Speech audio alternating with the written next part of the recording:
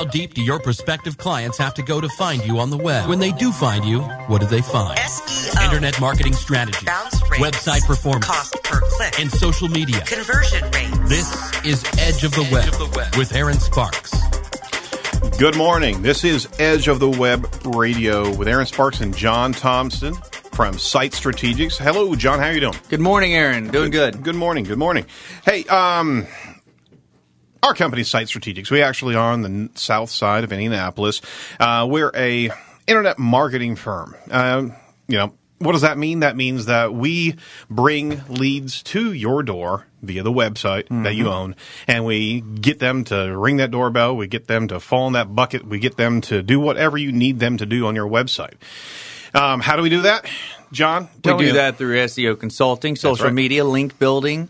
We basically have a subscription service of all kinds of different digital strategies that we'll employ for whatever business triage we need to do. And if it's PPC, then we'll light that up as well as build them a new site to help those conversion rates. So what we're in the business of is we're not a web shop. We do develop websites, but you don't come to us. I mean, basically, we're kind of specialists in that regard. You come to us sometimes whenever you don't have success on your website and you need success, and you need to know how to actually measure success.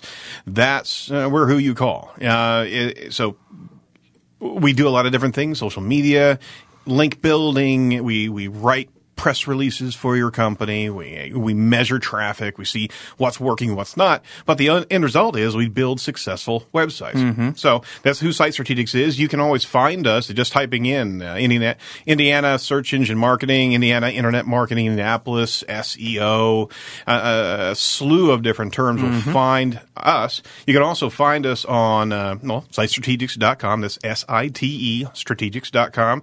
You're listening to our radio show. We actually have a website dedicated to that. That's edgeofthewebradio.com. And we're actually taking our recordings here and we're podcasting them on right after the show on iTunes as well as Edge of the Web Radio.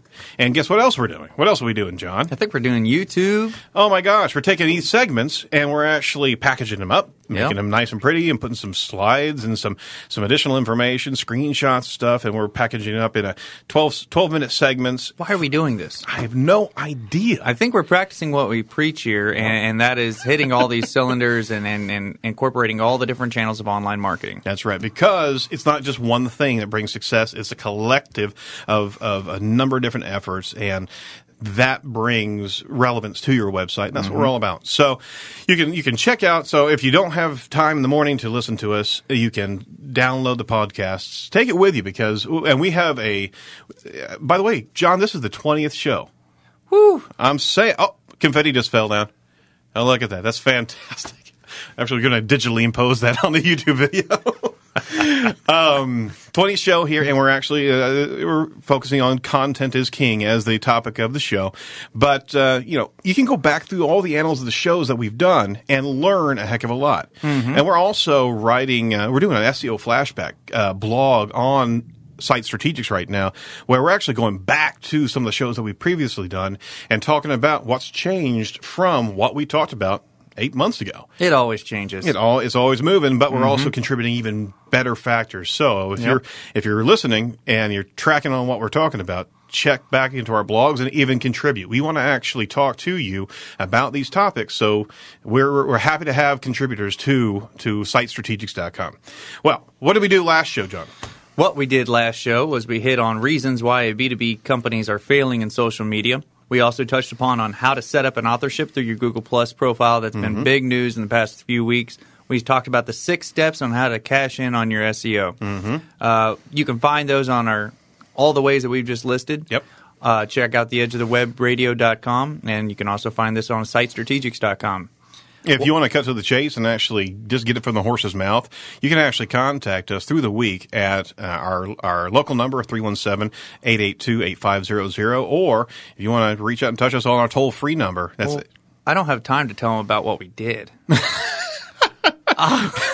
We want to tell you about what we can do for you. There you go. All right. So reach us at 877-736-4932 or spell it out. It's 877-SEO for web. We'd love to talk to you. We have a free hour consultation with any prospect that wants to come in and see what we do. We even do an audit, kind of a minor audit, looking at your health of your website, what things are challenging to you that we can see from the outside looking in. That's right. So we really request you give us a shout because, what you don't know may actually be hurting you. That's correct. Okay. What's coming up on the show? Well, we have online marketing news in our industry, which we usually always cover in segment 1. We are going to be talking about inbound marketing processes and how to improve those inbound marketing efforts. Why content is so important for SEO. In fact, this show 20 is actually called Content is King. Yep. And how to create and what is evergreen content. Evergreen content. Doesn't that like smell fresh content that you put inside your car? Al Gore invented it. All right. Let's get into the news. All right. We're talking about Foursquare. If you haven't joined Foursquare, it's a neat tool to actually see local restaurants, local entertainment around your local areas. It's all focused on local. You can check in and you can become mayor of. They have all these different badges, and it's not so much a game as it is a friend finder and networking, a networking tool. But actually, Foursquare has taken it to a deeper level now. It is, but to preface that, I would say that I've always jumped on Foursquare when I go to a restaurant to see what those food reviews are. I don't know how many people say, "Oh, check out this."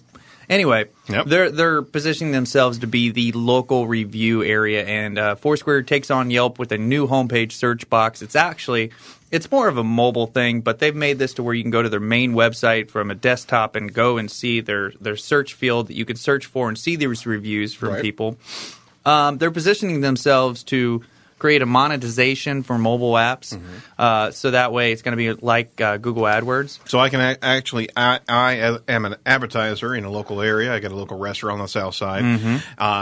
I can direct my ad to you based on your proximity to me, as opposed to somebody locally searching on Google for Southside Indianapolis restaurant. Yeah. If I know you're on the south side, my ad can actually be delivered right to you. That's true. And the Foursquare CEO, Dennis Crowley, he told people at the event in New York, he said, Foursquare's proposed monetization looks a lot like Google AdWords, but it's targeted just at local and it's exclusively on mobile. So it's going to be neat to figure out how they entwine the different ways that you can create these ads, because it might be something that's tied into, let's just say I ate at a restaurant and I'm right next to the bars with my friends that are coming there. I might jump over there. It might be a coupon or whatever that might be tied in these services. Absolutely. I go shopping at Target, might get a Kohl's coupon. It's really getting to the device. These smart devices are your personal shopping assistant, basically, and your lifestyle assistant. Right.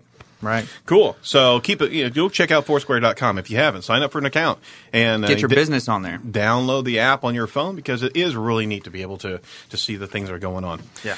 Going on to another article. Search is still on the top, accounting for nearly half of all interactive ad spending. Yeah. Go into that for me for a second here. Sure. So the spending on marketing continues to soar.